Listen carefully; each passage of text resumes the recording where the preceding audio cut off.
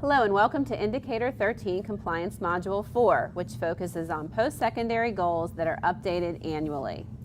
If you haven't done so already, please take the pretest at this time. You can do that by either clicking on the QR code or typing in the URL code to the SurveyMonkey to take the pretest. You will also need to stop the video at this time, and then when you and/or everybody has completed taking the pretest, then you can start the video back up. Hello and welcome to the Indicator 13 Compliance Module 4, which focuses on post-secondary goals that are updated annually. The purpose of the Indicator 13 Compliance Module series is to enhance practices for writing compliant, transition-based IEPs and to broaden the foundation for effective practices related to Indicator 13 of the State Performance Plan. Today's module, module number 4, is going to focus on question 291 of the Cyclical Monitoring for Continuous Improvement file review topics that relates to transition. And specifically, question 291 focuses on post-secondary goals that are updated annually. And here's the specific question. Is there evidence that the post-secondary goals that cover education or training, employment, and as needed independent living are updated annually? First, let's do a review of what post-secondary goals are. And if you participated in module number 3, it was all about writing post-secondary goals. So some of this might be a review. Post-secondary goals should be based on age-appropriate transition assessments, which also include finding out the student's interests and/or preferences. They are not the same as IEP measurable annual goals or anything that will occur during high school. Rather, post-secondary goals are statements that reflect what the student plans to do after high school and has to address the 3 specific areas of education and training, employment, and independent living.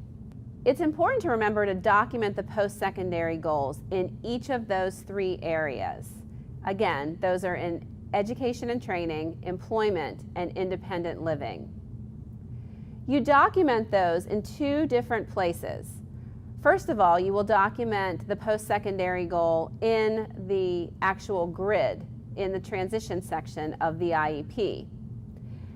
But you will also need further documentation in the present ed levels that talks about why that is the student's post-secondary goal and whether or not they have the ability, the aptitude to get there. That all needs to be in the present ed levels. So again, in 2 places, the post-secondary goals should be addressed, in the present ed levels and in the transition grid. If by chance the IEP team determines that a post-secondary goal is not needed for a particular student in a particular area, it is crucial for the IEP team to document and have the data as to why that area isn't going to be addressed. And again, that would be included in the present educational levels. And they could use, the IEP team could write a statement similar to the IEP team has determined and documented that a goal and services for this area is not needed at this time. But again, you need the crucial documentation in the present ed levels. So for example, if a student is not going to address, if the IEP team isn't going to address independent living for a student, then there should be documentation in the present ed levels stating why. And some of those things might be that the student comes to class on time, is always prepared, the student has a job after school and drives himself or herself to the job, keeps a checkbook, manages money, all of those things to show that the school district doesn't need to work on independent living skills with that student. And if an area isn't going to be addressed, it is not appropriate to write in NA, not applicable, or none, or even to leave that goal area blank. It absolutely needs to be addressed. A statement needs to be written, even if it's the statement that I read before. So when we're looking at updating post-secondary goals, post-secondary goals and assessment data must be updated each year starting at age 14. And just as a reminder, in Pennsylvania, our transition age for students that have IEPs are starting at age 14, and that's the IEP year that student turns 14, all the way through their graduation year up through the age of 21. This information about updating post-secondary goals is reflected in the present educational level section of the IEP, and it is under that secondary transition bullet. It is a suggested effective practice to bullet under the post-secondary transition section, as we had mentioned in Module 3, education and training, employment, and independent living. We also had mentioned in Module 2, or Module 1, I'm sorry, addressing agency involvement as another bullet. And all of those areas really should indicate what that student has done each year, and that is updated annually. This slide talks about how to update post-secondary goals, and it provides an example of that. So although post-secondary goals may not necessarily change from year to year, the present education levels must be updated to reflect that the team has reviewed those goals each year. So in the first or top example, in 8th grade, Jack indicated that he is interested in working in the area of architecture. However, further assessment in 9th grade indicated that Jack is now interested in carpentry and plans to attend the Career and Tech Ed program for carpentry. You know, it could be that Jack really likes to work with his hands. He assumed that that's what an architect did. He did some investigation through other assessment. He went on to the ONET site, saw what the requirements were to be an architect, and then decided that really wasn't for him.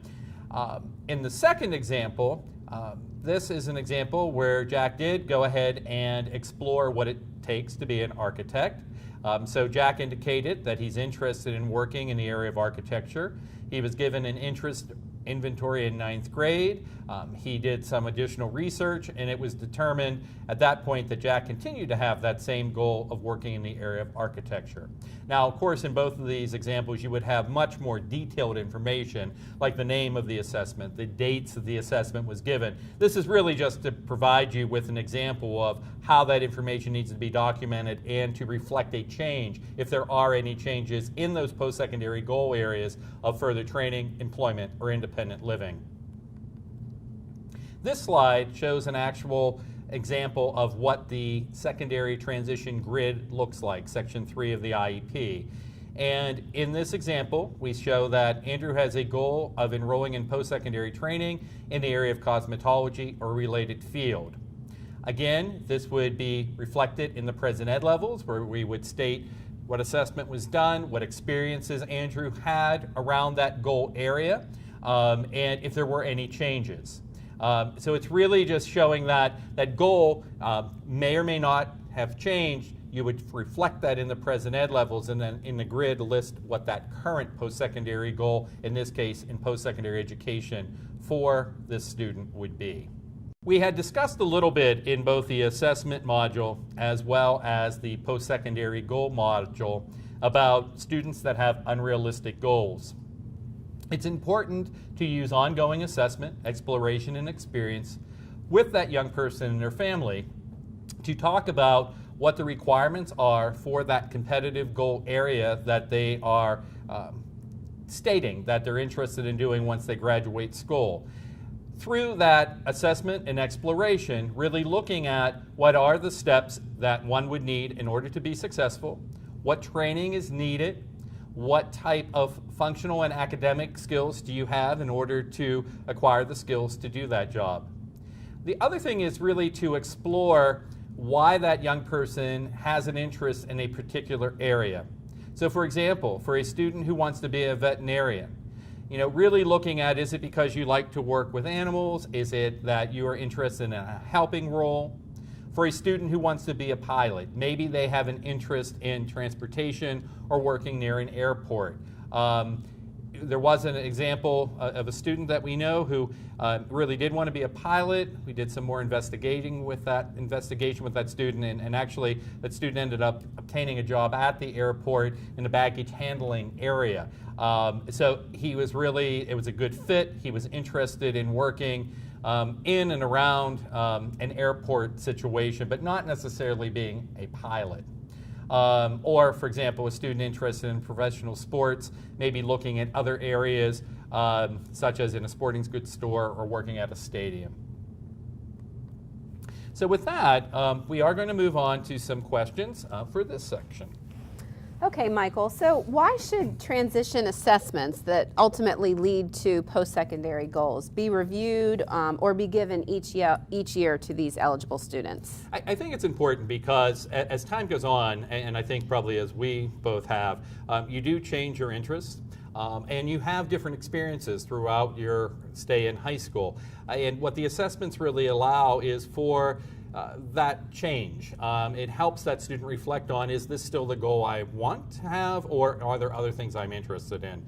For example, someone may really want to work around pets or animals, but then they have a actual community-based experience working in with a dog groomer, and they find out that it's really hot, there's a lot of fur, they have to clean up after the dogs, and they don't really want to do any of those things.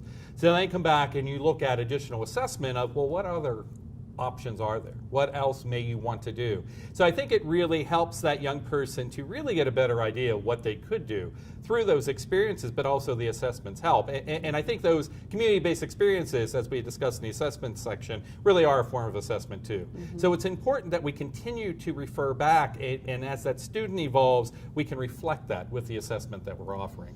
That makes perfect sense, Michael. I mean, we as adults are often changing our employment path. And right. So certainly between the ages of 14 and 21, a lot of times these students have no idea what they want to do. So continuously asking them, continuously assessing them is crucial, and to do it every year is required.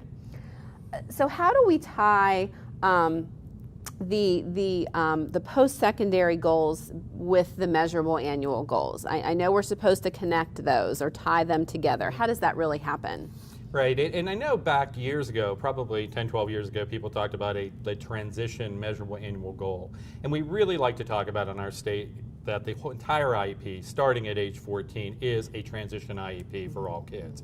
So all of the measurable goals that a student should be working on should be helping them or leading them to those post-secondary goals. So if the student does have a goal of going to a 4-year college, 2 or 4-year college, we really should be prepping that student for that. You know, really looking at the skills they will need to be successful. Likewise on the competitive employment site. Mm-hmm. So we should really be making sure that the goals the student's working on, the measurable annual goals, are leading up to what those post-secondary goals are. And if they're not, I think that's something the IEP team really needs to discuss, how to make those as relevant as possible. That's a great point. So if a student knows what he or she wants to do after high school, after he or she graduates, are those transition assessments still needed?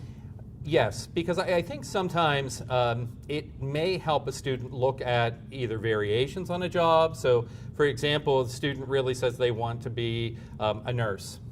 But as you start to explore medical areas, maybe they find out, no, hey, it would be really cool to be a radiologist or to work in a different area in the medical field. Mm-hmm. So I think it really kind of opens that window for that young person to see what else is out there. And depending on the assessment that is used, it really could provide that young person with different insight. They may end up thinking they want to go in a completely different direction. So I think it's important not to just go with, yes, I want to be a truck driver, and just keep writing that in without further assessment. The other thing too, I think, is really to have that student go into some depth about what is that career area and what are the expectations to acquire that job, and really have a good understanding of that, because that may also alter what they want to do once they leave school. Great point. Thank you. So that actually concludes our Module 4 for today. Should you have any questions regarding the content with Module 4 or anything with Indicator 13 or our Compliance Module series, please contact your IU or Patent Transition Consultant. If you need their contact information, you can find that on the secondarytransition.org website under the Transition Directory. And should you be a director or a supervisor or a consultant who needs the information based on the pre and post tests, the survey data, please send an email to transitionmodules@patentpittsburgh.net and we can get back to you with that information. And with that said, this module is not complete until you take the post test. So again, we're asking you to take the Module 4 post test, and you can do that by either clicking on the QR code or typing in the URL code to your browser for the SurveyMonkey to take the test. So once you're finished with that, you are finished with Module 4. Thank you for your time today.